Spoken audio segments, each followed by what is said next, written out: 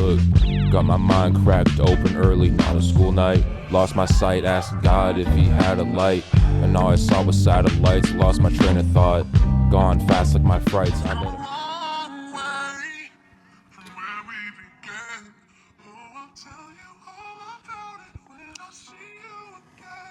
when I see I'm gonna have to you again. pitch that so we can actually include it in the show. Do you want to tell the audience who that's for, Alex? Yeah, Justin Trudeau. Yeah. Did you hear that? Served his time of our country. You should look up his son is trying to be a rapper. Did you see that? Really? Xavier Trudeau. No. There's like a snippet. Let me look it up. Do that. I'll introduce the show in the meantime. If you're listening to my voice right now, I am Andrew, aka Buzzkill. To my right, which you won't be able to tell if you're listening to this on audio, on Spotify and Apple, is Buddy Alex. And on the left, the guru himself, Josh, aka J Pasty.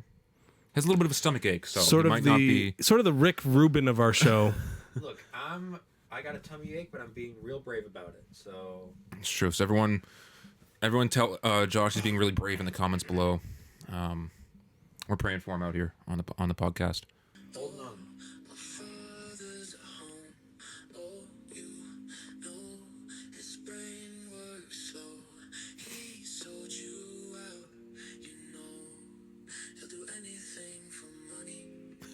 What? Okay.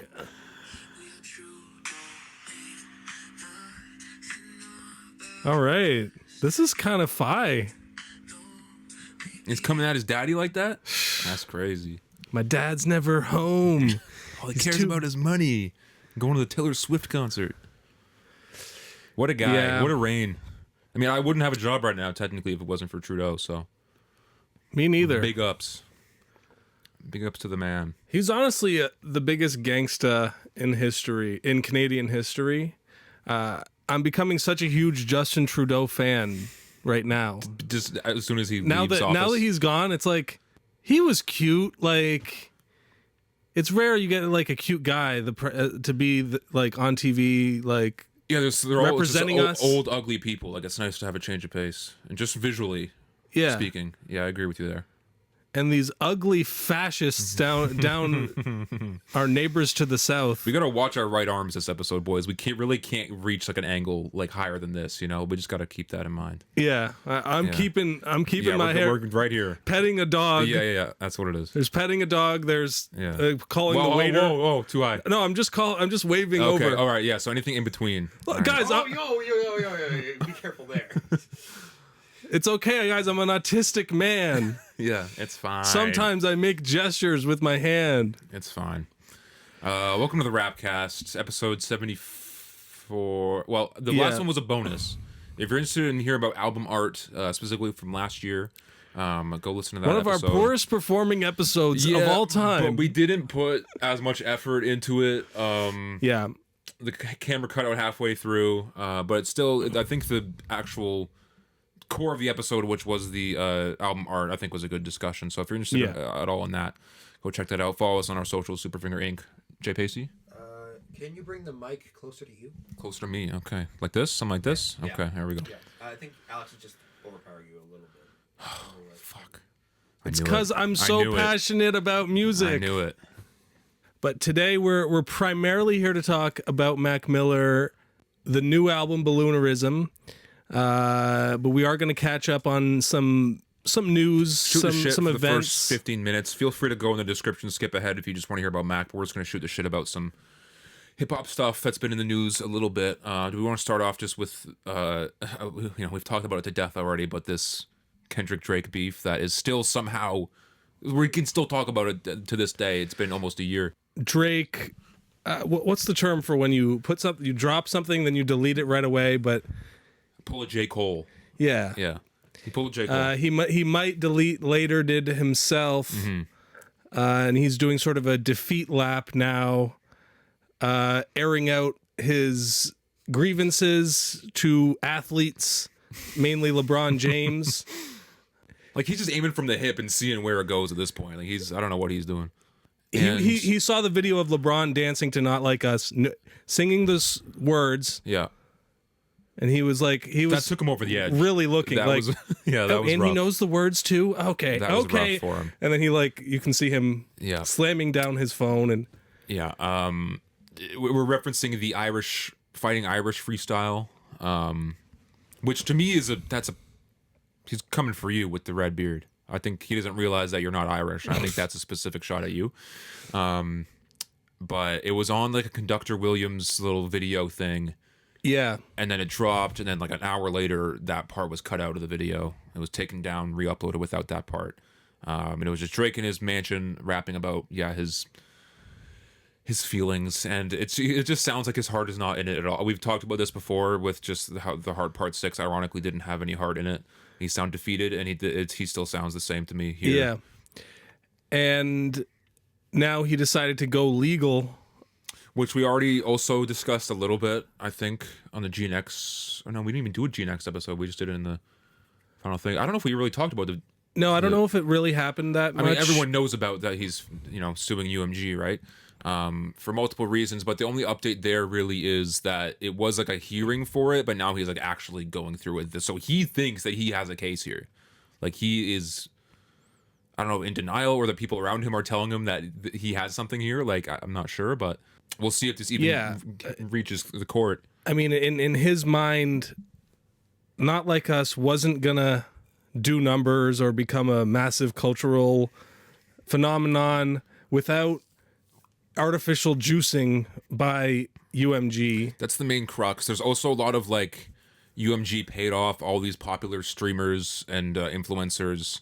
I skimmed that file. We're not listed in there, that's a slight, because we're some of the biggest haters of the whole year in terms of that stuff. Yeah. So that's really Per concerning to me. capita, per hate. Yeah, we got to get on UMG's radar.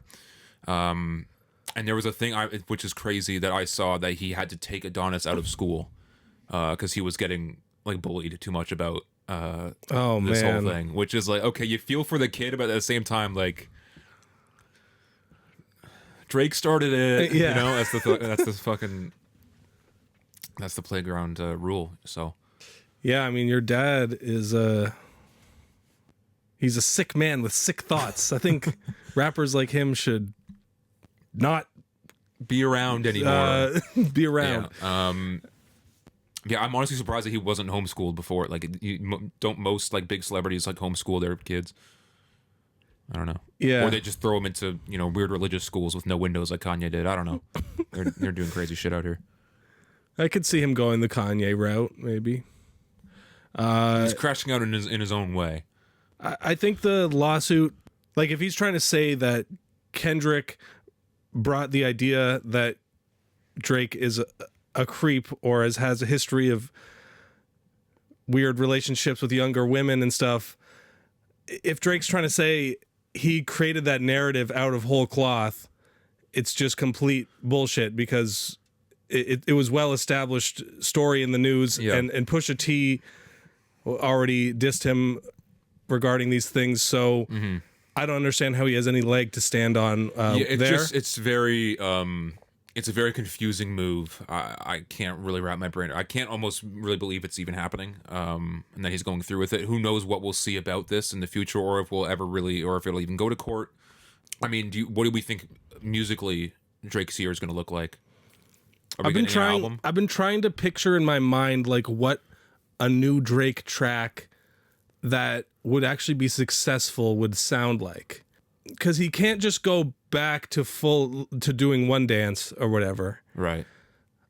There's got to be some hurt feelings in the song, and I think that's okay. He can write his way through out of Drake, this problem. He like was popularized through his like kind of soft sad boy in his feelings type shit. That's kind of his bag. So it's like, that's not alien to him either if he were to do something like that. It takes some finesse. A whole album of that wouldn't be successful to me. I just mean like a Drake song that would truly tear up the club and make his core fans like have a good time and happy. It doesn't seem like they're having a good time with these random tracks he's put out since the beef. Yeah, he put out the one with was 21 and Young Thug or something like that, and it did nothing. And there was a No Face song, and that one came with a music video, and I heard no one talk about that one either. Like, it just doesn't seem to be Yeah. anything moving the needle for him right now. It's weird though.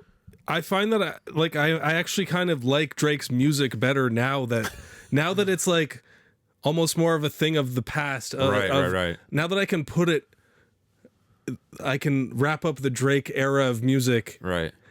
Like I'm listening to One Dance the other day. I'm like, you know what? Like I can finally just admit this is a great song. Yeah. I'm the opposite. I just have not gone back to any Drake music really at all. But I like what you said about like there is this is going to be a dividing line of his career, like post and pre-beef. Like that's going to be like a when it's all said and done and we look back on his career, way like, more so than the Pusha T beef. Yeah, that this was way more significant. Yeah. And we'll stick on beef for now because our boy Joey Badman he threw his hat in the ring recently with 2 songs. The Ruler's Back, and then Sorry Not Sorry, which is a response track. He's kind of just throwing subtle jabs, kind of toying with the idea of him being left out of the beef, which to me is like, Joey had the chance to be considered, in the top 3 at one point, but he just didn't release music from like 2017 to like 2021, some shit like that.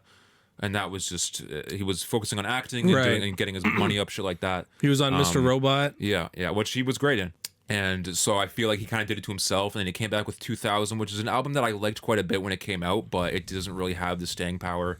Doesn't have the same kind of magic that his early stuff did. I will say I did re-listen to Before the Money, which is his 3rd album, and it's if that's not a classic, like it's close. It's I put it up there with 1999. It's fantastic. It's a 10th anniversary a few weeks ago. So I spun it again, and I'm like, it's so good. But it's also like night and day difference between his newer shit. But I will say on the new track, The Ruler's Back, I got a little bit of that energy from him in this new. I really like that single. Also on a conductor beat, it's interesting how it seems like all the rappers go to him for their beef track beats. Yeah. I think it's just because it's grimy. It appeals to the quote unquote real hip hop fans. Yeah. That sound, I guess. But I find that Joey Badass is definitely one of the goats of his generation, has a respectable catalog of music. Mm-hmm. And I think like any great rapper, he should feel like, damn, why am I being left out of this conversation? So I definitely respect him kind of throwing his hat in the ring. Mm-hmm. Obviously, it's not the same kind of beef. Like, there's nothing personal about it. I was saying this to Josh. It's more so just like a healthy competition kind of idea. Like this whole idea, and we can honestly trace it back more so to the Pusha T Story That I Did It On song. Of like, now everyone expects a beef song to like reveal some dark, twisted secret that we didn't know about. And now everyone's expecting that in a beef song. So when you hear something like this, it's, some people are like, he's not taking shots at all. I'm like, I think he's taking subtle jabs here and there, but you don't have to like fucking destroy someone's whole credibility and persona to have an effective track and make some points, right? No, yeah, it's like the difference between rap battling and a personal feud between like celebrities. Yeah, like the Drake and Kendrick shit was brewing for like 10 years. It was personal. Joey's just kind of like having fun and kind of riding on that a little bit, which I don't blame him for. I fuck with it. It gets me more Joey, so I like that. I mean, yeah, I think most people saw this and were like, I'm listening. Like they're, go on. Like, let's get into something here because, I find that there's something about New York rappers in the modern day where it feels like they're constantly like, why is New York getting left out of the, because obviously hip hop started in New York City. And when Biggie died, Nas had his time, and then Jay-Z, and there's been many different people that have kind of revived things for the New York scene. But right now it is kind of quiet because Rocky and Joey both kind of like took years off respectively at different times, and they were like kind of seen as like the new guys to really watch. You got Griselda, but they're more so Buffalo, just in terms of even the style. You gotta, it's not quite, it's New York, but it's not quite like, the doesn't have that exact it's more feeling of to it. It feels a bit more Midwest. Yes. Style. But yeah, it's interesting because the West Coast obviously had a huge year, and now That's undeniable. They're kind of trying to revive this East-West rivalry, which could be interesting, just in terms of musically. Like that could be an interesting through line to just to go off of, because the sound is still very distinct and different. Yeah, you can hear it in the accents, obviously, of the people rapping. Yeah. And I think the West Coast definitely gets a lot of shine just because it's the center of the entertainment world. Yeah. More so than New York City. But like New Yorkers, they are always clinging to a new thing that they can be known for. Whether it's the hot dogs and the hey, I'm walking here type stuff. Right. You see those videos where it's like they're talking to random people in the street in New York, and they all have they're all just saying the most ridiculous things. Oh yeah, no, I've been watching How To with John Wilson, and it's just like it's the wildest shit in the world. I love that show. Crazy. It's just like, it's wild. Like, yeah. How does this exist in real life? Yeah, I mean, in terms of this Joey shit, nothing much has come out of it other than TDE rapper Daylight did a song. It was cool. I liked it. Ray Vaughn, who's also a TDE artist, one of the newer guys, he did something. And then CJ Fly, who's one of like the pro era guys from back in Joey Badass's heyday, he said something as well. So you're getting a little bit, but obviously if you're Joey, you're not getting maybe the caliber of people that you're expecting to kind of... Yeah, these are the second string lineup here. But at this point, the top three, they're beefed out, man. Like, can you even like Cole's not going to say anything. He learned his lesson. Like Drake's definitely not going to say anything. Like, and Kendrick is, he's on his whole other plane. Like, but he did in the second song, Joey did say like, "You'll never catch me, might delete and later my shit," or something like that. I don't remember exactly what it was, but that was more of a direct shot. I feel like if you're a bit of a lower ranking rapper, scoring some cheap points off of J. Cole is, I think that's a good strategy. Kick him while he's down. You kind of claw your way closer to the top. Yeah. Because I feel like people are ready to knock J. Cole down some pegs.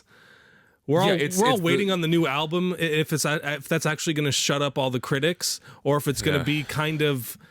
I mean, he's been teasing it for so long. The fall off. The fall off. It's coming.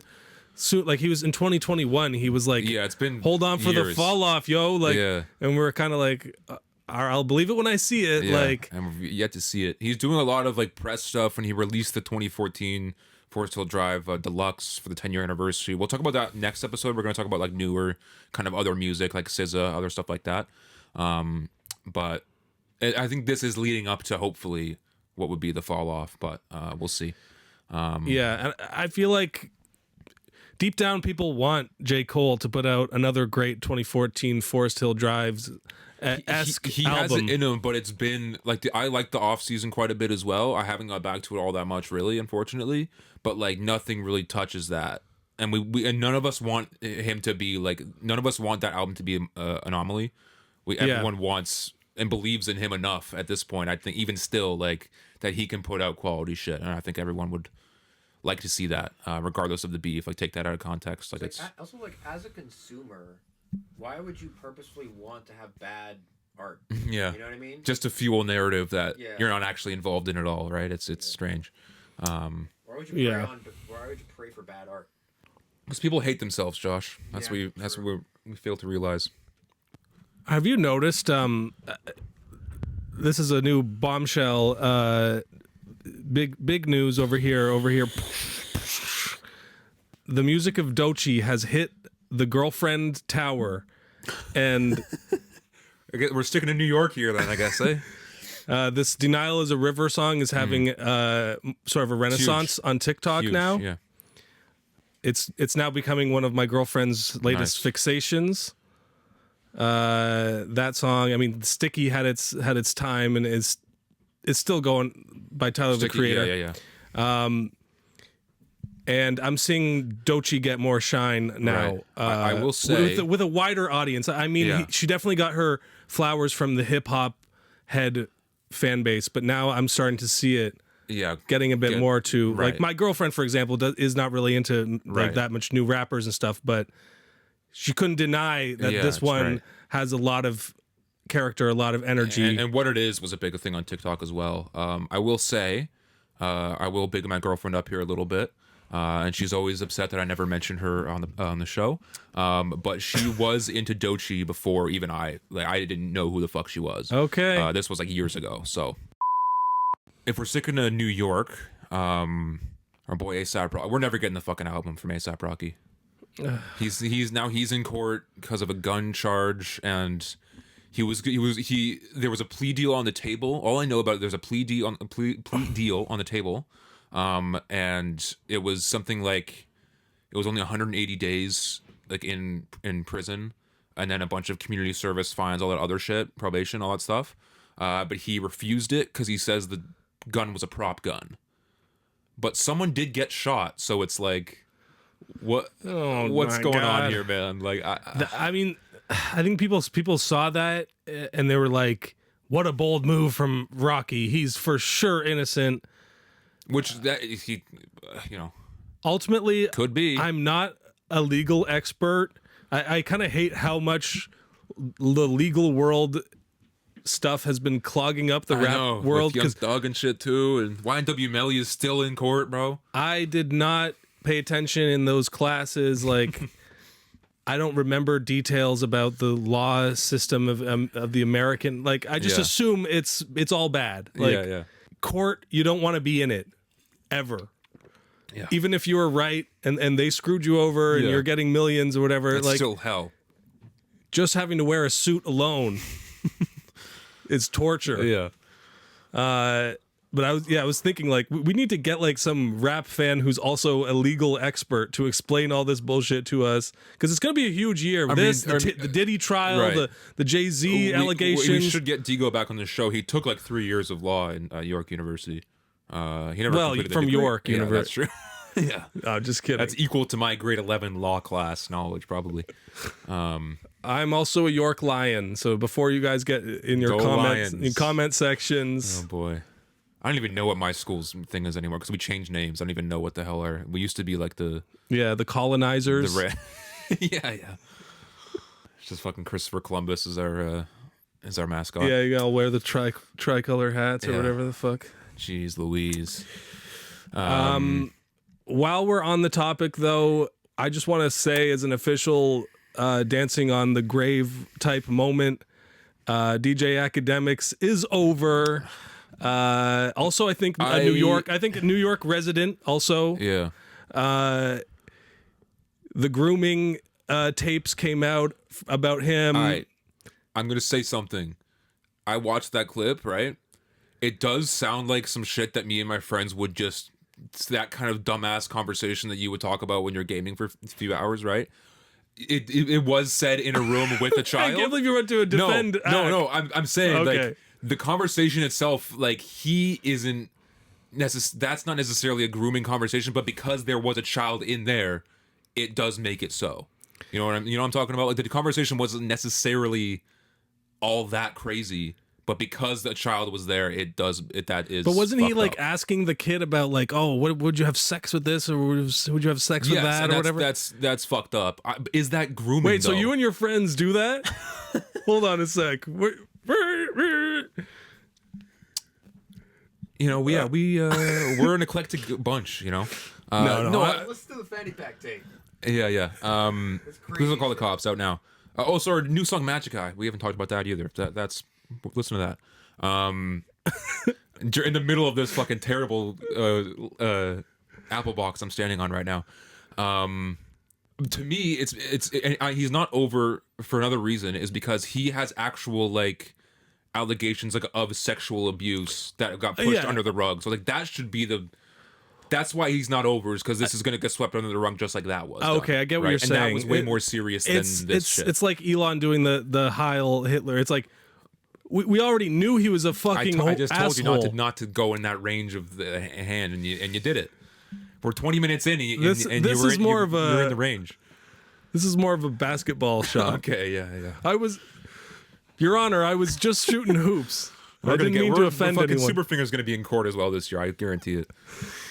No, but I'm saying that it might be it's a smoking gun, or it's another piece of the puzzle that's getting into place here. It's another piece of evidence that's like, okay, if we pile up enough of them, hopefully they'll fucking get him out of here. But yeah, but it's another indictment of the Drake world, the camp, the universe, the DCU, if you will.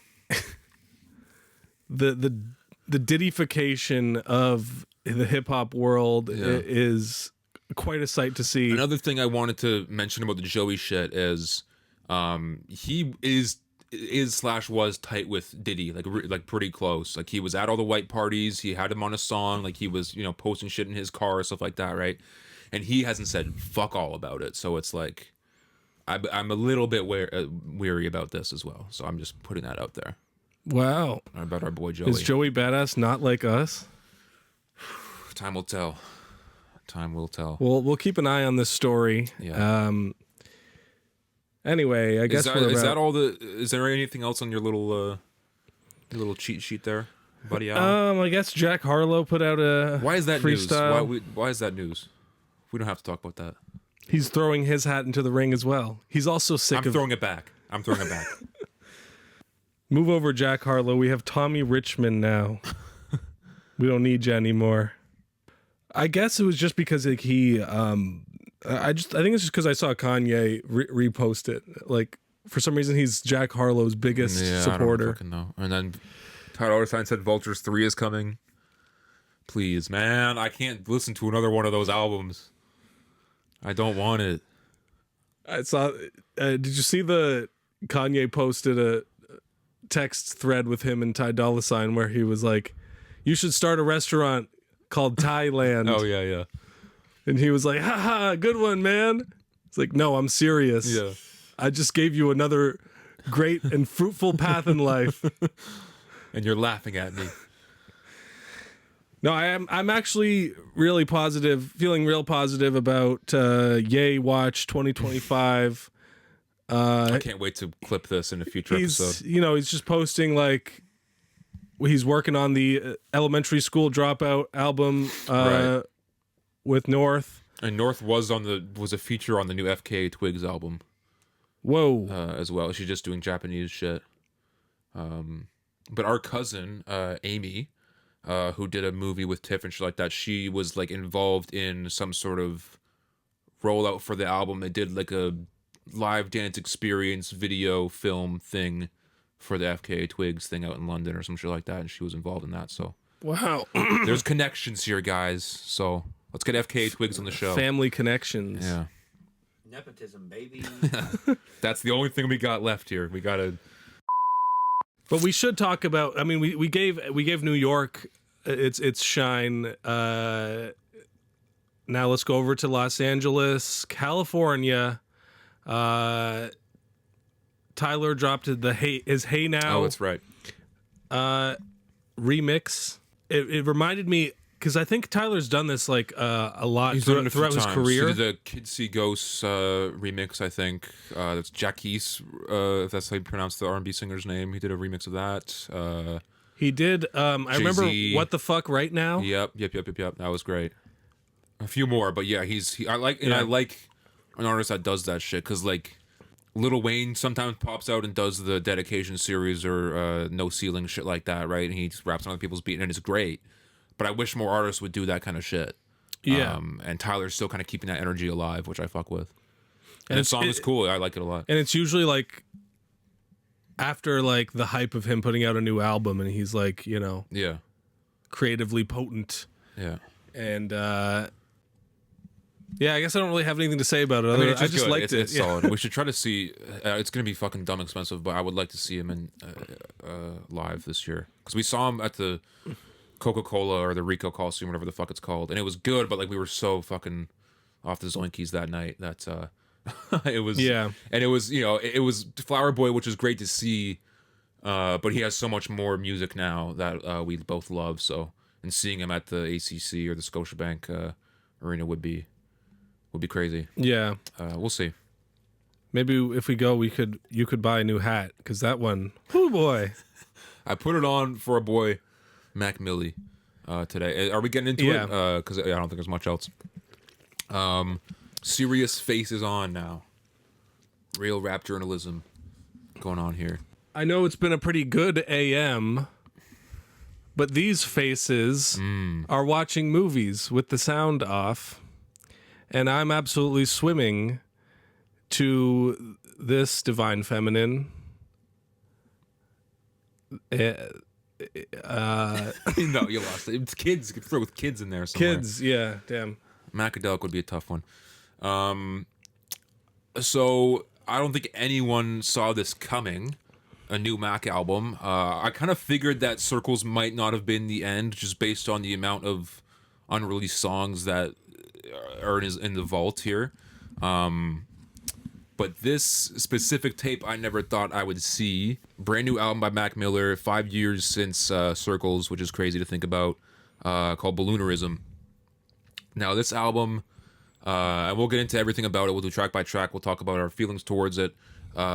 But I do want to say, just for context, this album did leak in almost its entirety a few years ago. Album cover and all. The track list was a little bit different. And there were two songs on here that weren't on the leak version, and there were two songs on the leak version that aren't on here. And there's information about those songs, about why they weren't on there that we can get into. But so to me, it's an interesting listen because I've heard a lot of these songs before, some of them more than others. Some of them I only heard once or twice, but I kind of felt like, because I put it on my phone as Balloonerism back in like 2022 or some shit like that. But I never really spun it front to back because I'm like, I just started to feel wrong about it at that point. I had so many leaked songs on my phone from him, and I kind of just like decided to stop with that shit of just like, not that I never thought this album would get released, but I was like, you know what? I'm going to chill in it for a sec. I can't really explain why. I just didn't feel quite right to me. Yeah. And I'm really glad we have it now, but I'm also upset that I have heard a lot of it before. I really wish it was a fresh, new experience for me. And I really want to know your thoughts on it because, as far as I know, I don't think you've heard any of this before. No. Was there maybe one or two songs? 'Cause I gave you some leaked songs back in the day. Was Stoned one of them? You know, now that you say it, because we were listening to it the other day, and you were saying, like Stoned, like I've been listening to this one for years, and I'm so glad now other people can hear it. And I feel like I had heard you play that one sure, at some point. Because there's maybe 3 or 4 songs that we can get into, and I'll mention when we talk about it. That is like, okay, this is a song that I played quite a bit. But there's other ones on here that I only listened to maybe once or twice, so I really don't remember much of it, and I didn't really look at it with a critiquing lens. I never really thought too hard about it. But now that it's a real full album, I am glad that I'm able to like really sit down and like experience it all the way through. I never really did it beforehand. Yeah, I mean, personally, I never really got that into listening to leaks by any artist, but I'm sure, you know, there is lots of great stuff to discover there. It is interesting how you can't take it in the same way that you do an album because things are not placed in specific order for a specific reason. Right. It's just kind of all this random stuff he was working on. Some of it could have ended up on a specific kind of project. Maybe it's just a one-off. Right. Maybe it's some collaborations he did with who were some of the more out of left field collaborations that you remember from Mac Miller leaks? Lana Del Rey was probably one of the crazier ones. Really? Kevin Gates had a crazy feature. It was him, Earl Sweatshirt, and Kevin Gates on a song. That one was nuts. That would do numbers today. Yeah, what happened to Kevin Gates? Off the top, I don't want to go through my whole thing, but off the top of my head, those are the 2 craziest ones. Yeah, probably. but it's just really interesting knowing that there was all this stuff he was working on during those years, even the years when he was really struggling with addiction. His work ethic was there, and he was really exploring ideas, and I find it is a very interesting concept that we'll get into here, is that sometimes music journalism, they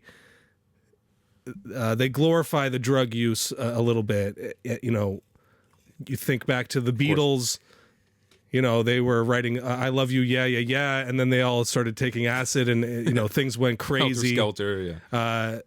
But you know, we've all seen these boomer movies so many times where, you know, it starts off with just some experimentation and some fun, and then next thing you know, years down the line, half the great, you know, musicians of the years of our generation are all strung out on heroin, and so like there's this dark side to it. But yeah, I thought this album was a really interesting like meditation on that. Yeah, and it's a very interesting within getting it within the context of like after his passing. Also makes for a very unique and interesting listen. There are rumors, which I don't really know where it was founded, how legit they are. I kind of doubt it, but there were rumors that he intended to release this posthumously. But that's a rumor. But what we do know, and this is all from Josh Berg, who is on this album, and he is one of his main producers. Yeah, I think one of the engineers that he worked with pretty heavily in those times. He did like a Q&A on Twitch about this album. He answered some questions, stuff like that, about certain songs, the process of it all, stuff like that. And the thing is, what we know for sure is that he did plan on releasing it at some point, but he was just always working on new stuff, and it just never saw the light of day. But he kept the track list that we have now is the last updated track list that they found on Mac's computer or hard drive or whatever. But it just shows that he kept working on the track list throughout the years. So there was intention to release this at some point.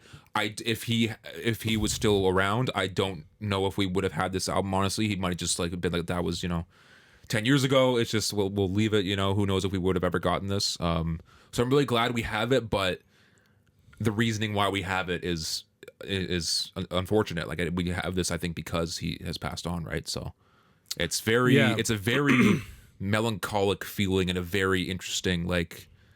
Because I was grappling with it a few days ago. I was like, two things. One thing was that I only really ever got 4 years of listening to Mac Miller's new music. Because I only got into him in 2014. He passed in 2018. Right.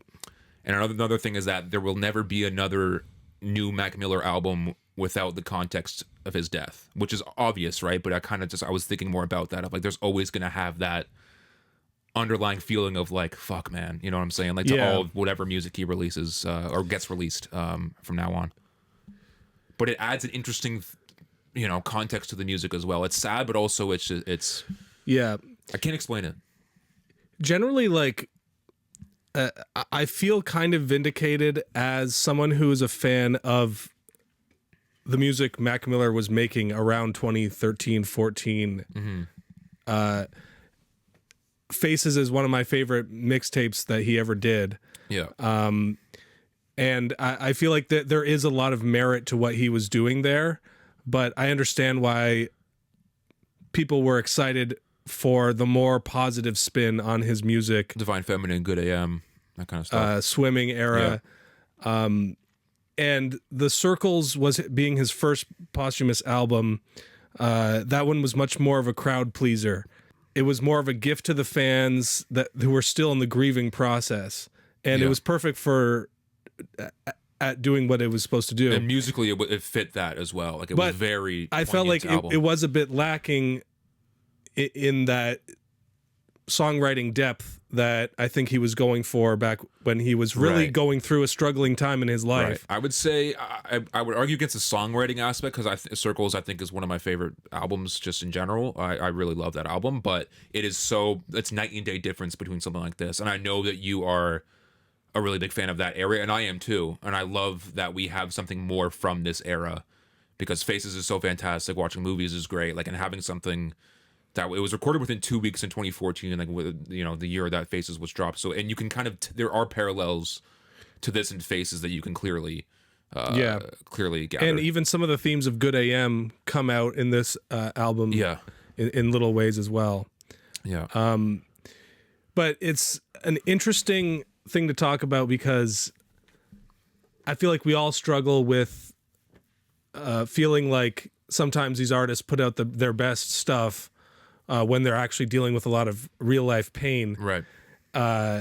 and then when they clean up and they get sober, they get boring and their music kind of sucks now, and then you're left there as feeling strange as a consumer and someone who Right. actually genuinely cares about these people. Yeah.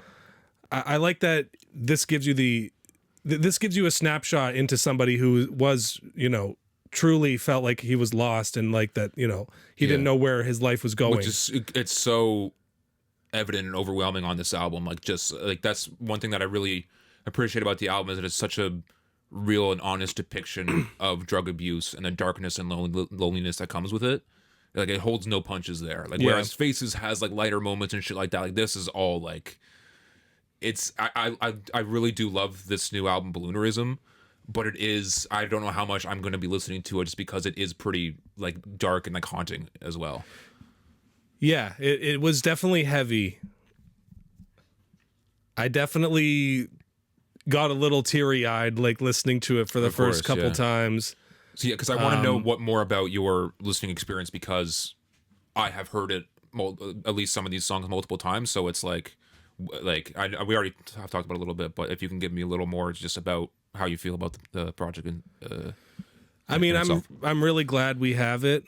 I think it's really high quality. Yeah. And I think that like a point that I was trying to dance around there is that he really makes some points, forays into existentialism and philosophical ideas that it sounds cliche to say, oh, you must have been really high to think about this or think about that, but it's really not even about the drugs. Like, just asking these questions about existence, life and death, like growing up, and he has a lot to say about the world. That it doesn't matter that he's an addict. He thought of this stuff. These were ideas that he put it down, and the only thing he really knew how to do was make music at the time. And he, even in the songs, you can tell that he was feeling alienated from the people around him. He couldn't really help who his significant other was at the time. I agree with what you just said, but it is really hard to take the drug context out of this album because it is so steeped in that idea. Whereas like he's doing all that stuff, but it is that the drug shit is all over the album. Like, it's hard to that it's hard to separate those two ideas, but I agree with what you're saying. For me, it's more like whatever was going on in his life at the time, it was a jumping off point of talking about more general problems and issues that all of us face, regardless of whether or not we struggle with addiction. So I think like we'll get into some more specifics when we go track by track. But I think he has a lot of interesting things to say. There's a lot of like little powerful mantras or little like just lyrics here and there that are like, okay, that's a really crazy thought to think about coming from a 22-year-old dude at this point, right? Like, just having these thoughts is like insane. Like, but a lot of it, like it does come off, as this disturbing poetry sometimes. Yeah, where for sure. You're you're listening to it, going, "Oh Lord, you're really dealing with it." Like but then he kind of throws in these humorous non sequitur kind of lines, which is very Mac Miller. Like, he's always, that's the thing that's so unique about his music, or one of the things that's very unique about his music. It's the dry humor, and that you hear about this on Faces and a lot of his other work as well. Maybe not the Circles really, but he will say the most like devastating thing you've ever heard in your life, and then he'll talk about like, I love my cereal. Yeah, exactly. Or it's like, telling a blind person where the bathroom is or whatever that bar was. It's like it's getting that dichotomy and that like, it's just very unique in that sense. It's very Mac Miller. And I thought it was interesting how the delusional Thomas character made an appearance on this. That's crazy, yeah. Which I thought was just really interesting, because I was thinking about it in terms of like rap personas like Slim Shady, Eminem's Slim Shady, as this character is a voice for all my fucked up thoughts and stuff like that. Because Mac was doing that as well, but it had a different tone to it, a different feel. It was in a way more spooky, or just like musically as well. Like, but that's something that I would think about, that I'm like, okay, I don't know what can drop now after this album, because I'm on the community and forums and shit, and we know that a Mac and Madlib tape is out there somewhere. We hope the fires didn't affect anything. Yeah. Knowing Mac Miller's estate and how well they've handled everything thus far, I'm sure they have backups of all his music, so I think it's fine. Madlib did say it will be released at some point. Will we get Delusional Thomas on streaming services? I don't know. I kind of doubt it. But at the same time, they're willing to put this out exactly how it was. Like, they didn't touch this at all. And to have a Delusional Thomas thing on here that almost doesn't even really...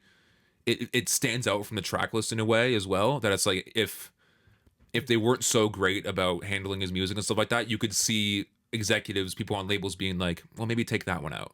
You know what I mean? Or it's like, let's do a Delusional Thomas TV show.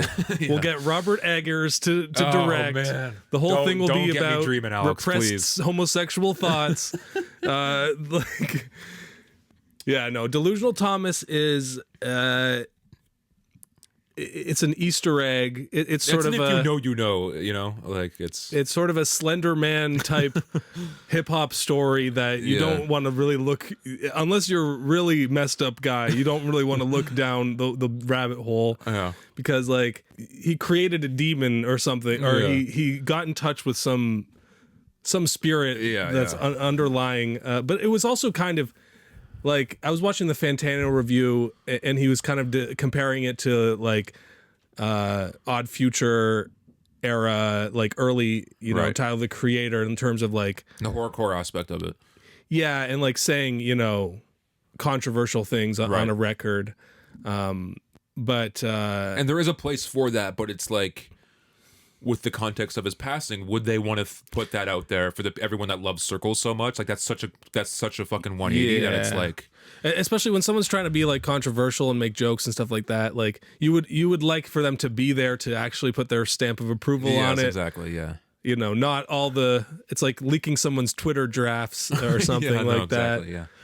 So I don't know if that one's coming out, but anyway, that's neither here nor there. But in general, my general review of this album was that it's really great and really interesting.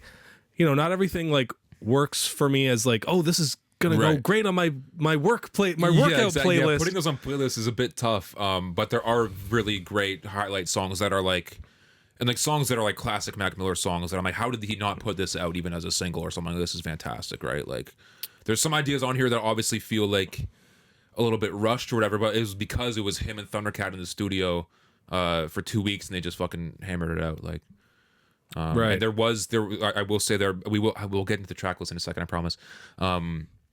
There was we can let it breathe. We got plenty of time. There was 2 songs on here. There was one called "He Finally Sleeps" on the original leak, and that one's a great song. I love that song. But Josh Berg says that song was for a companion project that they were working on at the same time as this. So he was working on Faces, right? And then he was working on this for 2 weeks. At the same time he was working on Balloonerism for 2 weeks, they were working on another project that is mainly just instrumentals. But He Finally Sleeps was meant for that, even though there is lyrics on it. That was one of the few moments that had lyrics on there. And there was another song, I can't remember what it's called. It's called Bob's Dementia. And it is with Haji Beats. And that was for that album as well. I think Josh Berg said Mac gave it to Haji, and he was like, we're not sure Haji ever even got it. We don't know what happened to that song. It's just, whatever. He says it might work for a deluxe, those 2 songs, but he says there's no plans for a deluxe at this point. So this is all we got, but I'm very thankful that we have this. Wow. So without further ado, we can get into Balloonerism by Mac Miller. Yeah, so the first 2 tracks are kind of a instrumental intro. I like how they take it real slow. Yeah, they kind of they're really kind of slowly getting in the water here, because it feels like you're unearthing this project, and it's like some old record player, and you have to like get the thing going, and it's like they can't just throw you right fucking in the deep end, or else that's like, whoa, what are we doing here? Like, it's they kind of and I think it also prepares you for like, this is going to be more of an experimental jazz a lot of type great project. Jazz elements on here, the drums especially. I love that kind of the muted drums and shit like that. Mac Miller is really slept on as like a jazz blues inspired Yeah. artist. You know, I think a lot of when you say jazz rap, you know, people think Kendrick Lamar, Lupe Fiasco, stuff like that. But I think he was doing a lot of interesting things with the sound and just his approach to songwriting. For sure. Just a side note towards that, when you say jazz rap Kendrick, I'm thinking To Pimp a Butterfly. You might think I'm fucking with you, but Mac was the first one to get Wesley's Theory beat. Like that was his at first. And then it's Kendrick's, obviously, and that's I can't see anyone else being on that but Kendrick, but I'm like, that's a leak I need to hear. The fucking Mac Wesley's Theory track. Like, come on. That's crazy. Yeah, I mean, there's a connection with Thundercat there. Yeah. Kendrick, and Kendrick was on The Divine Feminine. Yeah, and Macadelic as well. And, right. anyway, just thought I'd let you know that cool piece of information. But yeah, Tambourine Dream's the first track. It's just a tambourine, but there is a lot of tambourine on this tape, so it makes sense. And there's DJ's organ chord. This one was originally titled The Song That Changed Everything. And they changed it to DJ's organ chord. And it's Daniel Johnston's, who's Josh, are you aware of him? Daniel Johnston, he's a musician from, I don't even know what time period, but... Vaguely, I've heard that. Yeah, it was his organ that they're kind of playing around with at the beginning of the track, and then it kind of like just evolves from there. You got Thundercat and SZA vocals in the background. And SZA's, the only verse that you get on this song is SZA. And this is SZA in 2014, where she was...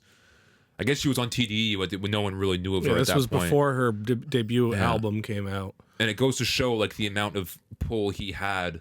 Because I rewatched the other day the Celebration of Life that happened. It was the benefit concert with Earl Sweatshirt and Schoolboy Q and all of his buddies, right? But then SZA and Travis Scott were there, and people were like, SZA and Travis Scott, how the fuck does that... how were they involved? But there are pictures of... We know SZA, she's talked about this album a little bit. Their relationship a little bit, but there are pictures of Mac and Travis like early on of Travis's career, like days before Rodeo and shit. So it's just like the pull and the reach that this man had on the industry in that time period can't be looked over. He was very active in the LA scene at the time. Yeah, I mean, this is you're kind of getting more of the Larry Fisherman kind of production style. And SZA is setting up some themes here on this album, talking about like endlessly driving, not really having a destination, which plays into, I think, the next track. And kind of just that isolation, not knowing where you're going kind of idea. And then the last thing she says on the verse is like, cocaine is ruthless. And then obviously that's where like, the drug themes get set up there. We'll get into it in a bit, but like, I think SZA plays a bigger part in this album than we think, just narratively, I think. But we'll get into why I think that okay. in a little bit. Do you have a destination? First proper Mac rap track on here on the Rapcast, episode 74.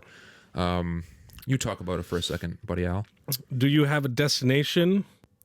Obviously an existential question. I noticed this waking up theme lyrically. Yes, that's all over the tape. That's kind of what reminded me of the Good AM era. There was kind of a whole theme about waking up every day and what's your purpose in life. That context that's a cool point between those albums. So like now that we have this and we have a place to put it in his discography of 2014, like listening to that and then Good AM, I was like, he was asleep here and he's awake now, right? So that's a cool parallel to draw. Yeah, and like looking back on that era, I totally understand why, for whatever reason, they decided to go from Faces to Good AM. Right. Like narratively, like the fans, they wanted more of the Good AM sound. They wanted him to emerge from this tumultuous time in his life with more of a positive spin on things. Because he said before, admittedly, he was like, every album for him begins with life and ends with death. And specifically with Faces, he was like, I wasn't expecting to live to survive that album. So he was expecting Grand Finale to be the last song. He like thought he was gonna die at that point. He was like, that's how like crazy he was into this shit. So it's like that within that context, like Good AM. But I think he said Good AM. Was that no? He said Divine Feminine was the first one that didn't have that context. Because even with Good AM, like the festival is kind of like to him in a sense like death almost from Good AM. Yeah, it's more of a triumphant sound on that album. A little more of a positive positivity there, but and that is one of my favorite Mac albums, just as far as like goes off in the whip. Yeah, you know. I will say, do you have a destination? There's some bars here that I think are telling the future in a sense. We wonder why we never learn to love. It's because all the air is filled with gun smoke. LA fires, maybe the smoke in the air there. Whoa! A middle finger to the cyber gods. I know, fuck Elon, right? Like AI. saying that in like 2014, like we didn't even know how fucking horrible. Like streaming wasn't really even a thing at that point. Utopia that we live in now. And the next bar after that, I fall back, I'm a fuck around and let the virus off. Predicted COVID, this man. When did he die? 2018, the next year. COVID-19. Connect the dots, people. We're not the only ones. We can't be. I had a friend, you know, that person that you just ran into the other day we were talking about? Just now or earlier before the show? Yeah. He was kind of telling me one night, I don't know if we had a couple too many bowls or something, but like that he was kind of buying into disturbing conspiracies about Mac Miller's death. Was it an Illuminati ritual? I've seen some of that and floating when you around. listen to his music, he talked about it so much. It's hard to not think there was something afoot. Yeah. But it's interesting because if you were to make the argument to me about, but it's not somebody I really care about, I'd be like, yeah, sure, the Illuminati killed them, and yeah. But just that it's someone I really care about whether or not this is a conspiracy or genuinely he just died. And now I just have to live in the real world and say, no, like he just died of normal causes. Occam's razor, like that, like the drug abuse was so evident on all of his stuff that it's like, that's easily, like that's just what it was. But that's what they want you to think. That's true. That's what they did to Chester Bennington. I don't know. To Avicii. I believe that. I mean because there's a through line there of like Avicii and Chester and Chris Cornell and like a bunch of other people were working on like some sort of documentary that's like gonna expose everyone, the underground pedophile rings in Hollywood or whatever. Like that is like a more of a factual thing, right? See, I can buy that one because I don't really care about any of those celebrities that much, you know. Yeah. So I find like, you know, I can just say I believe that one, but with Mac it's like it's murky or water. It's you don't really want to buy into something like that necessarily. Yeah, because like Linkin Park doesn't really mean that much to me, you know. I mean, I fuck one, with, you know, one way or another. I mean, I like Linkin Park, but some Soundgarden songs slap as well. But. Yeah, it's just interesting how like with these conspiracy things, when it feels like it's closer to you, you're more reticent to accept what some fucking idiot online said. You know, it's an interesting. But it's hard not to go crazy these days. For sure. Let's keep it going here. $5 Pony Rides was the single that we got. That makes the most sense as a single to me. Probably it's weirdly one of the brighter songs on here, and one of the maybe more accessible ones. It ain't about money. This is one of the OG ones that I listen to quite a bit. I love the drums and more melodic delivery on this one as well. And this is kind of where it loosely starts this narrative of like Mac is talking about a girl in his life, and there's a lot of through lines there in terms of like, is this an actual girl in his life? There are parallels for that, or there are links to that for sure. Is he doing what he has done before of referencing, linking this woman to drug abuse, addiction kind of idea? That he's done that in the past as well. I think that's definitely mainly what it is, but he does, especially on the next few tracks, he really does get into that idea, and it's really interesting him telling a story of this character, but also this character is definitely a part of himself, but he might be playing into some real life shit as well. It's interesting to think about. Because, like, for example, on the song Funny Papers, he has sort of these slice of life lyrics about reading an obituary, somebody who just died, somebody who was just born, and we're not expected to think those were real people. It's clearly just a writing exercise. But is he talking about a real relationship? I got the impression that he really is trying to say something about, he's trying to reach the people in his life that he can't really reach because he's working on himself, you know. Right. You know, he's like, you're lonely. You know, your dad should have got you that pony. Right. Either way, I think adding the female character adds a lot to the story. Yeah, I agree. Because I feel like, you know, Faces really explores where he was at in life at the time. Right. But I feel like it's more focused on just him. Yeah. And it not does really have a mixtapey feel of like there isn't necessarily like a narrative throughout the whole album. There's obviously themes and shit like that, but like this kind of girl character, at least for the first like more so half of the album, gives it an interesting narrative the first like of it.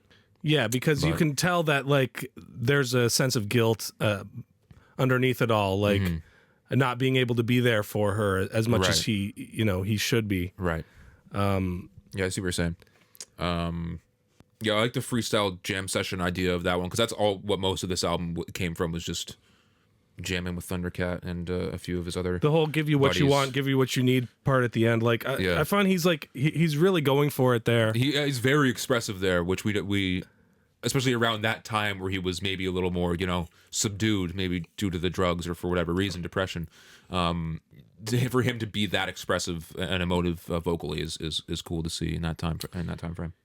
Yeah, because like you know, this let me give you what you want, let me give you what you need thing can be, you know, seen as like a flirty thing, but it's underneath it it's actually kind of desperate, like you know, he desperately wants to like find a way of coping, right, essentially, and that kind of relates to the themes of the song Stoned as well. Yeah. Which we'll get into in a second. But first we got Friendly Hallucinations. I like this one a lot as well. A very strange drug-fueled cloud haze over this song that I think is really cool. He definitely paints some like a strange picture. Her mama was a ladybug. Her papa was an atheist, working on a novel set in Cold War Romania. Chasing love, idolizing Joan of Arcadia. Pray the landscapers don't wake her up. Like who raps like that? Like, so I want to know, like legitimately, put in the comments like who is doing those kind of bars other than maybe like Earl or some shit like that. Like that kind of weird, whimsical, funny. Yeah, he had a really unique shit. way of going. This is a very pinnacle bar to this tape. I think that this section, there's help inside the medicine cabinet. Came in for the answers, left with a habit. There's no one on the other end of the telephone, which plays into the final song on here, which we will get into, obviously, of the constant just ringing of the telephone for like 5 straight minutes. Right. Whereas, like, you can argue that, you know, is it the drug dealer he's trying to call or something like that? Or is it more so like he's looking for answers? Which I think he's looking for answers all over this album. He's trying to call and figure out, like, trying to talk to someone, figure out the answers, but there's no one on the other end of the telephone. He feels alone in that sense. Like, that is very right. That's why I think that section right there is very encompassing of the whole thing. Good theory there.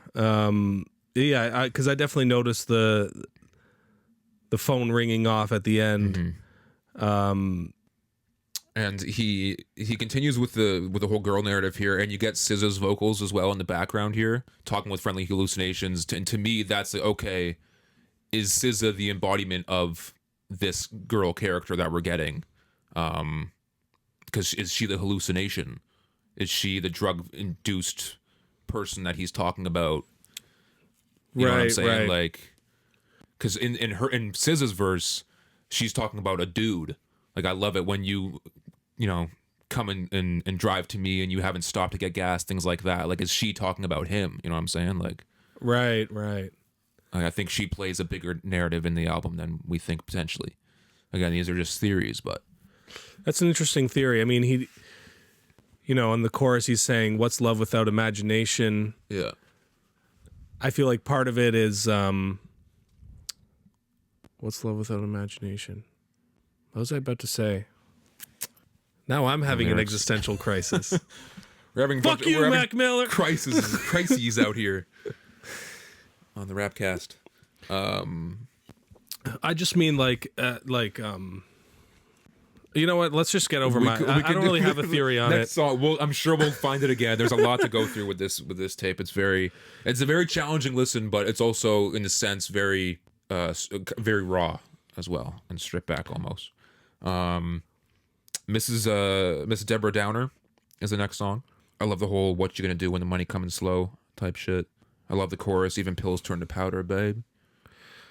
Fire. I think like people sleep on how artistic that line is. Like the world's trying to crush him down. Like and it was like, and if pills can turn to powder, maybe the world will turn to ash or something like that. And I'm like, he's saying shit out here, man. Like that's such a great line, and that was just sitting out there waiting for some creative person to put that one down on wax. Exactly. And this is the deep in the basement jazz, like John Coltrane nights by the piano. Right. Like it's very mood, like it fits a very specific aesthetic of this artistic guy trying to look for the answers. Right. I mean, there's a bar here of I found a treasure map. Nowhere on the motherfucker says where the X is at. Like that's very obvious line. But I was saying to Josh when this first album officially came out, I was like, I think Josh would enjoy this album in terms of the jazz elements on here. It's not the most accessible Mac Miller album in the world, but like I think you know enough of his stuff to appreciate it that like I think the jazz elements might win you over a little bit. But yeah, I mean I'll be around, so you can play it for me when you want. I will. I'm gonna strap you down and force you to listen to this. It's weird to say jazz as well because it's not like there's not many like horns, it's not like I guess. There's a huge saxophone solo on every track or anything. But the elements and like the bones of it like can be traced back to some jazz shit. Yeah. It's hard for me to explain like the musicality of it because I just lack the understanding of really how it works. Prowess. But sometimes it seems like someone's kind of scatting on the piano or the whatever instrument. Right.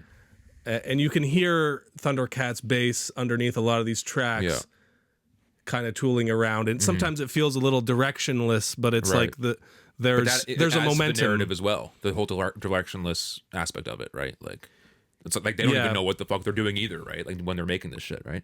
I had some lyric from that one. Yeah. Raised to be a leader, not a navigator. Wrote this down on scraps of paper. All roads lead to the same confusion. I mean, all roads lead to the same conclusions. They found my body somewhere in the sewer. Like, then he just hits you with some fucking line. You're like, God damn, man. Yeah, man. Is it time for Stoned? Baby, let's get stoned. This was probably the one I fucking played through. Sorry, I was just reading some lyric for a second. Yeah, played through the most back in the day. Just it's more anthemic. Well, for one, he's talking about good old marijuana. Yeah, nothing, something I can nothing fuck too with. crazy. Yeah. He's kind of like, I feel like in the song, like he's kind of like noticing that his girlfriend or whoever it is in the situation is not happy. Clearly in the bathroom, depressed. She's and it's like, hey, trying to get psychiatric help. Hey, why don't you like cope with this the same way I do? Yeah, we'll play some records. We'll have a couple of joints or whatever.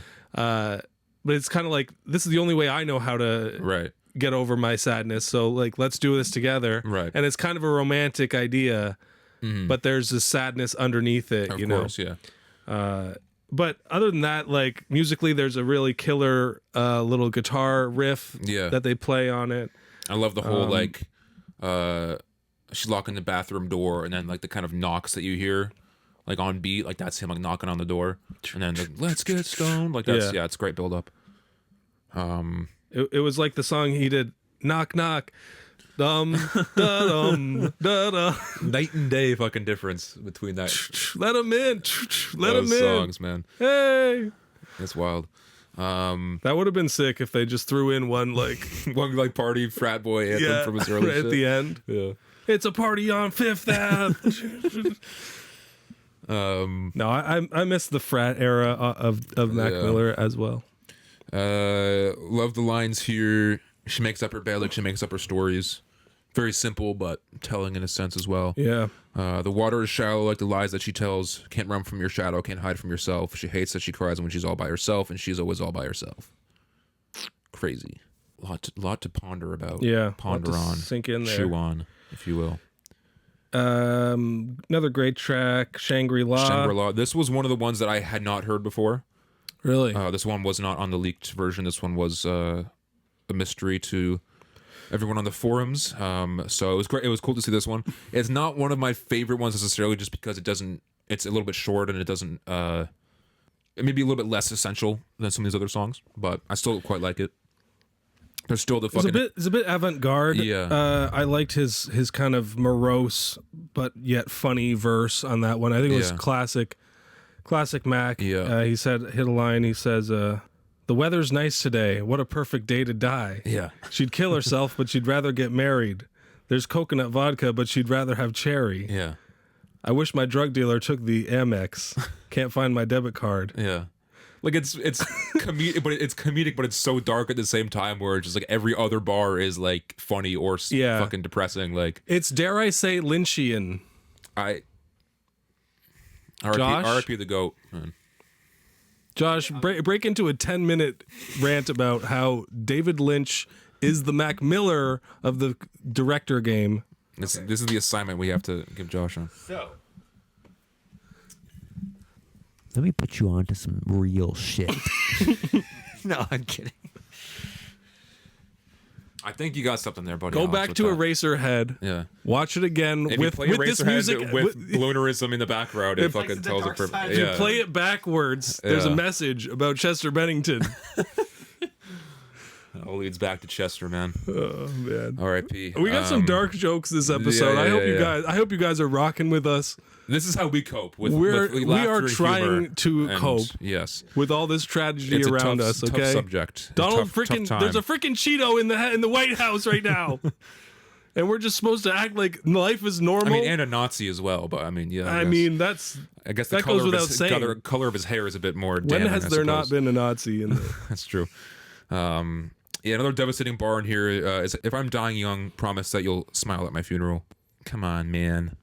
And the whole the drug dealer, my drug dealer takes Amex. Can't find my debit card. Parallel to was it Friends on Faces, who was like snowflakes falling on my expired debit card, right? kind of shit. Don't know why I'm still awake. I got to be up at 10 tomorrow. Yeah, that's me. That's me for real. One thing about you guys, you are late risers. I'm more of an early riser. I mean, I have to because I'm working mornings right now, but so I have to get up at like 8 or whatever. But I know on my days off, I'll sleep until and you act 11. so persecuted when you have to yeah. get. Oh, guys, I gotta get up tomorrow morning. If you're saying I gotta get up tomorrow morning, like, okay, let's just not hang out then. All right, I don't want to hang out if I'm gonna be dividing. No, I'm just kidding. Yeah, I will say it was definitely more of a problem back in the day, but I still like me a good old fashioned sleep in. Yeah, when I don't have to work the next day. You're a bit of a night owl. Because I will stay up till fucking like 3 a.m. if no one's stopping me, right? So it's just in the studio. Facts. You and Rick Rubin's piano, dude. Don't get me alone with Rick Rubin's piano, man. I'm gonna go crazy on that shit. It's gonna be destroyed when I'm done with it. Next track, Funny Papers. If this isn't in at the top of his discography, I don't know what is. Another one of my OG faves. Yeah, early favorite for me. Yeah. I mean, like generally, like with an album like this, like some of the more like polished, nice sounding, piano driven tracks, are bound to be the ones that end up on my playlists that I'll probably hear a lot more. Mm-hmm. Chorus is killer. Doesn't take away from the other tracks on it, but I'm glad that we had this kind of moment of reprieve. Yeah. With what we've been getting hit with so far in the with middle this of the album. track list. Yeah. You know, the kind of theme about reading the obituaries. Mm-hmm. I just think is a really interesting kind of slice of life type poetry that doesn't necessarily, like, it doesn't hit you over the head with what its meaning is. Really, you can take from it what you like. Many different ways. The beginning intro thing, I like how he's kind of like doing his own impression of some sample from a movie from the, you know, some musical from, you know, like British. I mean, he's doing like a bit of an accent. Like, have you never learned to dance? Yeah. I will teach you how to dance. Well, everyone knows how to dance. It is like a perfect, like, alchemist type. Yeah. Like could have pulled that from a 50s movie with the movies from the 30s or 40s about a dependent housewife. If you will. True. Another reference to a lyric on this album. But yeah, it's like sort of effortlessly funny part that it also does have its meaning as well. Sure.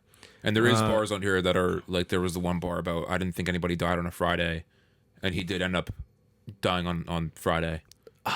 More fuel to the conspiracy. I mean, I mean, because there was another bar, I can't remember which tape it was, but he was like, never joined the 27 club, and then he did die at 26. Like, well, there was one of like something about like, there's a few bars about like 7 p.m., die at 7 p.m., and he died. He overdosed. The toxicology report is like he died on 7 p.m. So like unfortunately there are things to like look at, right? If you're going at it with that mind frame, but like the simple answer is he was a drug addict that OD'd, unfortunately, and that's sometimes what it is, the hardest thing to accept is just like the simple truth. It happens every single day, right? Like, that one's a big highlight. I also quite liked. I didn't. The next song, Excelsior, I didn't really listen to it much when I first listened to it. But within the context of the album, it's a really interesting moment where he gets into this whole story of like the playground of an orphanage, and he gets into these whole like the dichotomies of being a kid and the playground politics, if you will. Which is very interesting. And just the whole like, you know, losing innocence. I used to want to be a wizard. Why did everything get so serious? Like, and then kind of a more like that kind of part of it is, it's still kind of a little bit of a dark, moody song, but like the end of it kind of like instrumentally it gets a little bit brighter, and then he's just kind of going like Excelsior, Expelliarmus, like, you know, doing some Harry Potter ass shit. Like, it is kind of more of a lighthearted moment at the same time as well.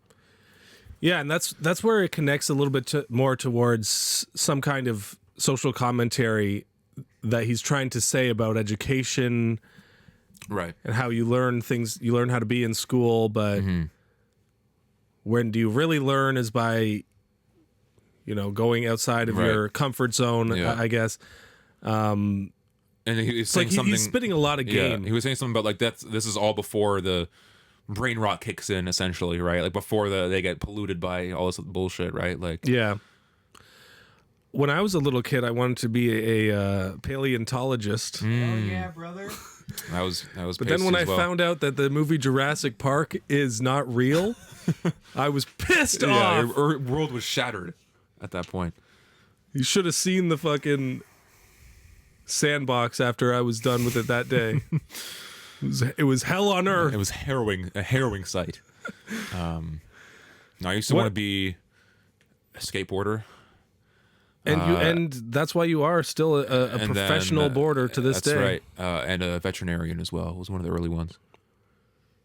But I had to be smart for that, and didn't quite shake out that way. You got to know like what every single animal's dick looks like. Well, that I know. That's gay, dude. That I know. You're like, hell nah, bro. That's sus. Moving on from there, I suppose. Yeah. Transformations with Delusional Thomas.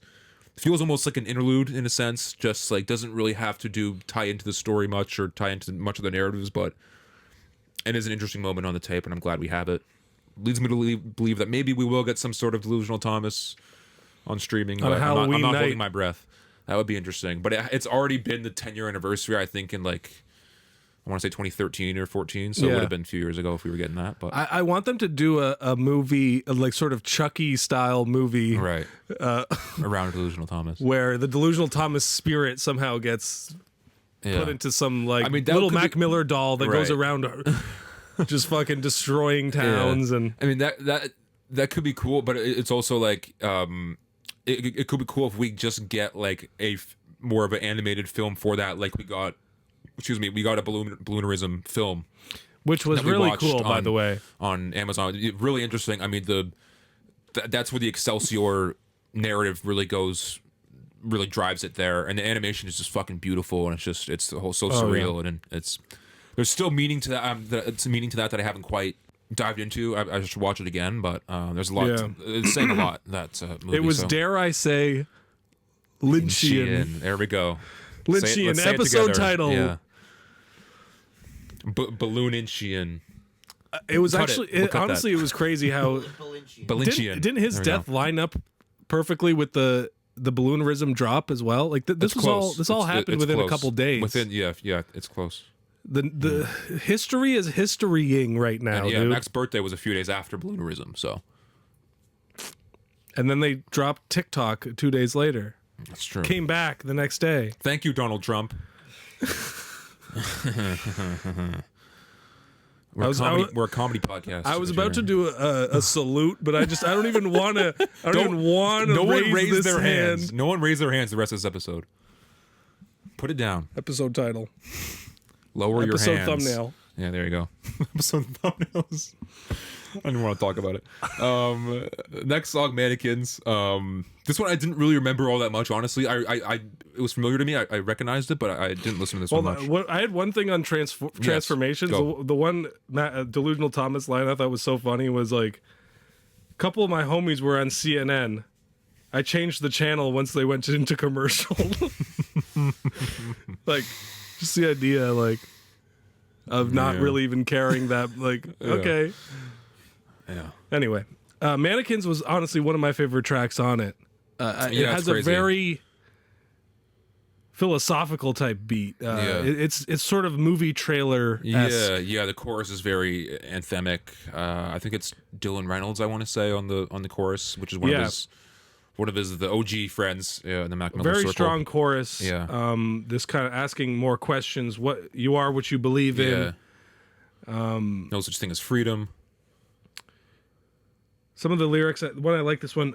My good days are exactly like the bad ones. Mm-hmm. My bitch say that I defy the laws of attraction. I've always been terrified of ending up normal.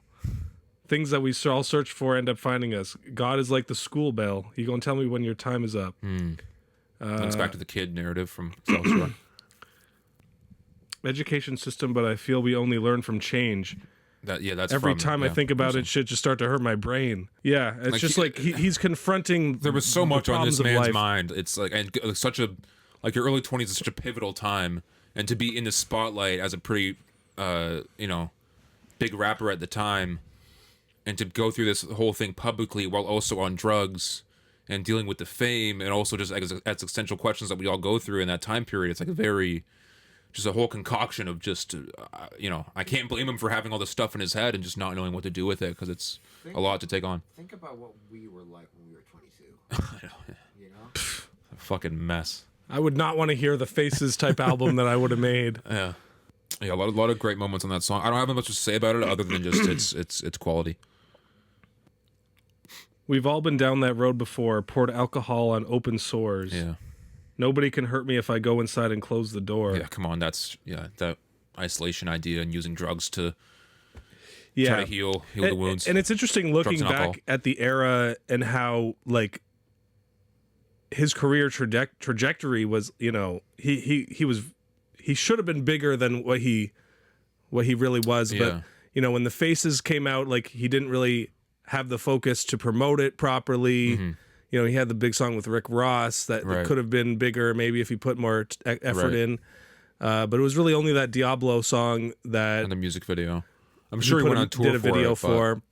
I'm not sure. But just kind of feeling like this is all happening for me, and like, how am I really, rising to this moment? Right. And on the next track, Rick's piano, he's kind of saying, the best is yet to come. He's almost talking to his fans, like saying, like, I know I'm doing this right now, Yeah. but like, just trust me, I'm gonna figure it all out, Yeah. and you're gonna have different type of music, Right. once I'm finished with this. Yeah. Once I work through it, right. And it's great to have this moment. Rick's piano is another one that I hadn't heard before. This was not on the leaked album, and this is a great moment for me. And it's more of a brighter. It's more of a brighter moment on this tape, but it's also that dichotomy of having this brighter kind of stuff, and then at the end he has this whole chorus of like, what does death feel like? What does death feel like? Why does death steal life? why does death steal light? That whole shit. It's just like, and that's Yeah. like a haunting refrain towards the end. I find the last 3 tracks really, it takes a different tone, and it's almost like he's passing into like purgatory or whatever the This hereafter. is like the death. This is the that he talks about, that all of his albums end and starts with life and ends in death. This is the maybe the Rick's piano is the best is yet to come, the ascension to heaven or some sort of otherworldly plane, and then Tomorrow We'll Never Know is some sort of like purgatory, the stillness there, the fucking, because the last song is one of the most haunting like songs I've probably ever heard. It's fucking, yeah. but it's one of the ones that I used to play quite a lot just because I was just so mesmerized by it and just so in awe of like this 11-minute opus. But it's so dark, it's so minimal, but it has so much to say at the same time. And within the context of this album and this track listing, it makes so much more sense listening to it now. Yeah. It gets even better. It's definitely an all-timer Mac Miller track, that last one. Not necessarily the kind of thing I really listen to much. Yeah, how many playlists is this going to hop on? I'm not sure, but my sleep one maybe. Yeah, but the album, like, it's the perfect way to end off this album. Yeah. It really seems like you're careening into the new world. By the end, you can hear the phone still ringing off the hook. Yeah, and the kids playing in the background, which someone I saw the other day, like, if this truly is the last Mac Miller album that we get, you have the kids in the background, and his first album was Kids, right? yeah. So it's like, that's a nice little touch. I didn't even think about that. Yeah, That's I pretty hadn't either. mind-blowing. But yeah, just some of the lyrics on here have like just stuck with me for years now. Just especially just the pressure is building like buildings you jump from. Like, brother. Whoa. Did he say something about like, oh, I shot myself today. It was my birthday or something. I think that was maybe on one of the different songs, but maybe it wasn't this one. I can't quite remember. This is our darkest episode yet. The streets that you walk on are shallow, but do you feel as big as your shadow? Come on. I feel like he's definitely like dealing with the idea that like he gave his life to this music, Yeah. and take it or leave it. Like Yeah. this is what he spent his time doing. And I'm really glad and thankful to have this body of work and to get this such a time capsule in a certain period of his life that like it is in a way almost fan service to fans like us that really enjoy that era of Mac's career and enjoy all of Mac's career pretty much, to have this moment to look back on and just kind of reminisce about those times and that kind of era in his life and make those connections with the other work that he's making and how it fits into his discography being a posthumous album but also being an album made in 2014. And I feel like specifically with us, like we've been into this music for about 10 years, going back to 2014. Yeah. There was so much going on in my life. I was graduating high school. Right. And this music was, something I related to with like my friends, and that's kind of how I found my way in the world, or thought about myself, Right. Was through what some of these artists were doing. So it appeals to me definitely. Right. I mean, I feel like any white guy from around this time that was into rap, like Yeah. Mac Miller, definitely made his impact. Yeah. And not to be glib about this or anything, but like taking a look at the field of white rappers nowadays, like fuck, like we need more Mac Millers, we need less Yeah. G-Eazy's, Less Jack Harlow's. Post Malone's. Yeah. Marlon Craft is pretty cool. I don't mind some of his stuff. You know Yeah, Marlon no, Craft? there's a lot of great other rappers to get into. Yeah. Of all races, Yeah. but we kind of lost somebody. We kind of lost a really. I mean, Mac Miller was I'm just saying really obvious things at this point in the Yeah. podcast. But I mean, what's there to say? Like, it's such a privilege to be able to talk about a new Mac album on this show. We never have. Like, Circles came out in early 2020. We started the show in the summer of that year. We did do a full Mac Miller breakdown episode. Check out that if you're years interested ago. about more of our Mac takes, favorite albums, favorite moments, shit like that. And And yeah, I can't say I ever thought we'd be doing this on the show, but it's beautiful. I love that. Yeah. Do we got want to this. close it off with, like, do you have any other thoughts about the legacy of Mac Miller? You know, his impact on the game now, almost, you know, what is it, 6 years since his passing, or 7 years? Yeah, it's 7 years. Yeah. I don't know. I mean, it's great to have moments like this that we're able to look back on and reflect and celebrate and all that stuff. I just really don't want people to forget about Mac. You know what I'm saying? Like, as the years go on, like, obviously people will always hold on to his music dearly, and the people that were closest to him will as well. But his influence, like we talked about, his influence and the people that he's influenced, like, would we have gotten SZA, one of the biggest artists in the world, without Mac? I'm sure to some degree, but there's his levels of influence go so much deeper than we'll ever know, that we just have to keep that in mind, that like he's always kind of gonna be in the background looking down, like, on the game. And like, I think, like, if you really want to know and want to just keep that in your mind of just like there's like, you know, just there's a little bit of Mac in all of these artists that are still going, like Schoolboy Q, Earl Sweatshirt, Vince Staples, all this shit. Like, Yeah, it was to be specific, what comes to mind, you know, Anderson .Paak had his song kind of tribute to Mac on, I think it was Ventura, or was it Oxnard, I think? Oxnard. Thundercats, It Is What It Is. Yeah, that was a whole... Was all kind of dedicated to him. I remember when Vince Staples did his tour for... What album was that? I don't even know. He did a tour right after his passing, and then he played the Tiny Desk after the shows. After every show. Really? Which was really, really cool. I just... And that's... I love stuff like that, and that obviously is a product of his passing, and it was the recency of it.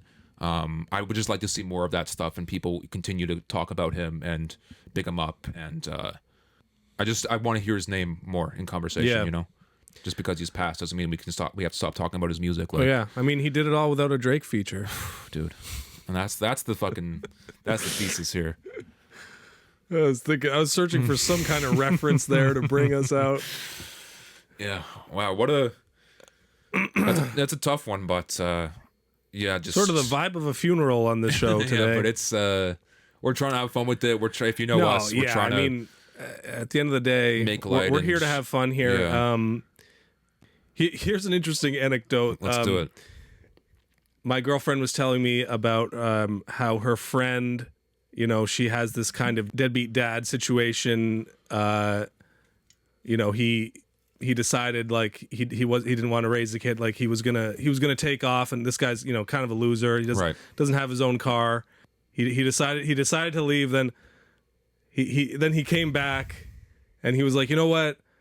I have all these Mac Miller vinyls that I need to take back with me. Like, no way. The guy didn't want to stick around and raise the kid.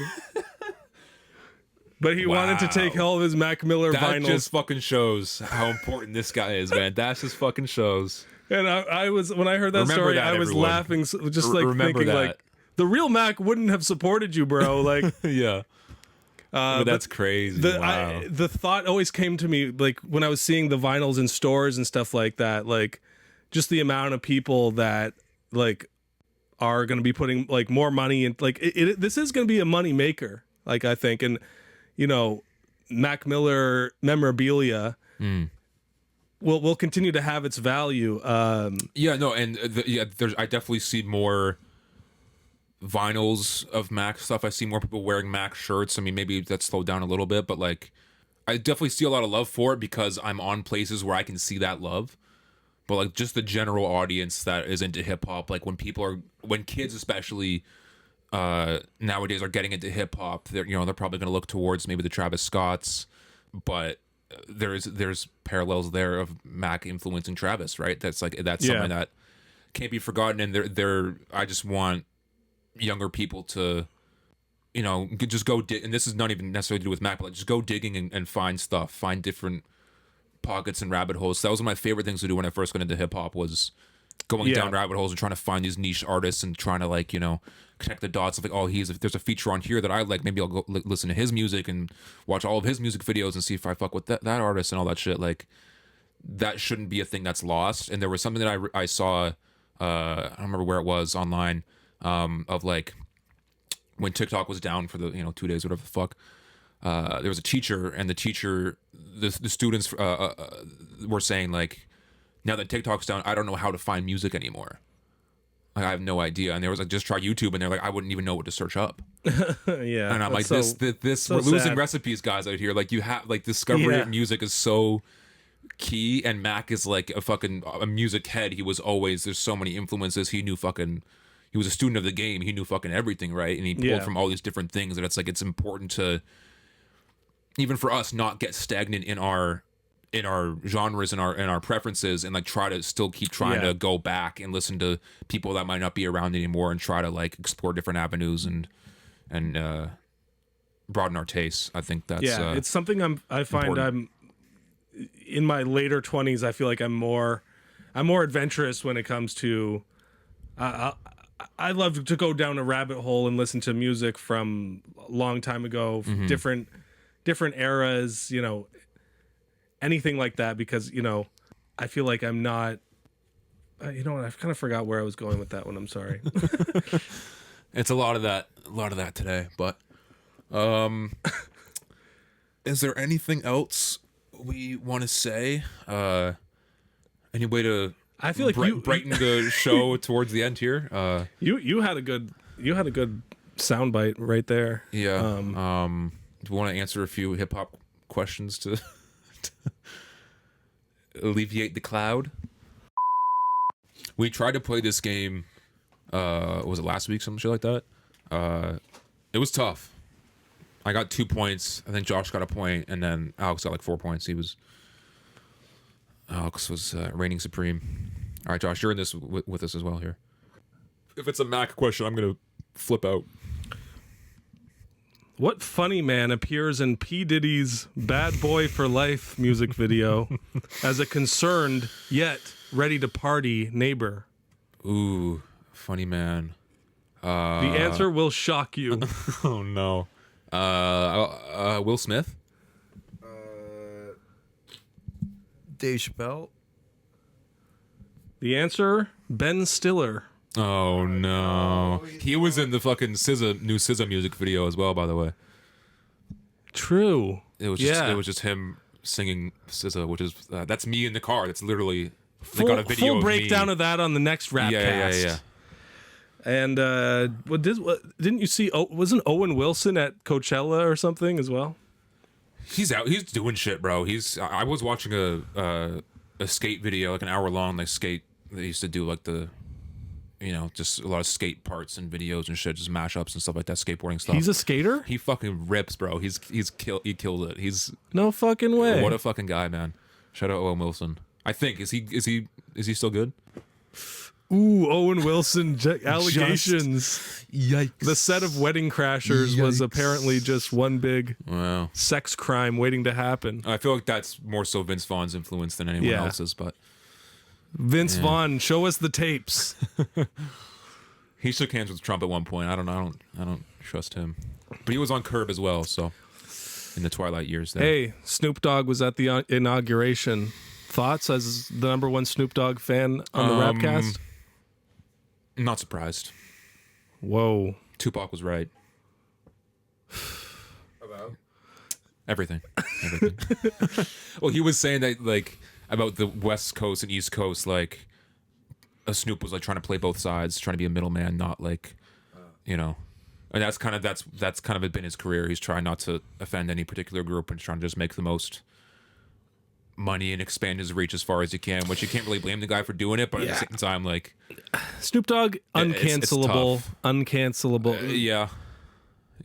I will say, if we should cancel him for anything, it should be the Missionary album that he and Dr. Dre dropped at the tail end of last year. Oh, yeah. Woof. That's a tough one. As a sequel to Doggy Style, nonetheless. Oh, right. What's next? Back shots? 69. 6ix9ine, Tekashi 6ix9ine collab tape called 6ix9ine. Spread Eagle. The Spread Eagle album. It's pretty good. I like that one. Spread Eagle. That's fun. Let's come up with a new Mac Miller title, album title. Ooh. His next album. Next posthumous record is watching movies with the sound on. Nice. There we go. Listening to podcasts with the sound off. Which is what you should do for the Rapcast. Just give us the views. You don't have to listen to us. Give us the clicks, the numbers. In the style of Faces, butts. And it's like a really artistic. Yeah. You were talking about seeing faces in butts earlier, so that's not too far off. I think that's right up your alley. That's an album you should make. Big face booty got my way. He's from within. All right. In the style of circles, squares. Squares. What's next? Triangles? Illuminati. Fuck it. Connecting the dots. No. Rest in peace, Mac Miller, The forever. Divine Masculine. Rapcast 74 All right. or 5, whatever. Take care. We'll see you guys really soon for another episode. We're going to be playing games. Keep it locked in. More of a lighthearted show. And It'll be hopefully good. no tragic deaths happen between this and then. My hand was, I'll put it down. I was doing a salute, but I'm uncomfortable. The best is yet to come. Wow. We'll say that. We've got some good things planned for this year. Keep us in your minds. And one thing about the Rapcast, we like our music real loud, real loud. Won't you play to me right now, right now? Elevator. My bank account keeps in check my behavior. Welcome to the other side. What's it feel like? Some are only in your life for a brief amount of time. Secret that will die with whoever.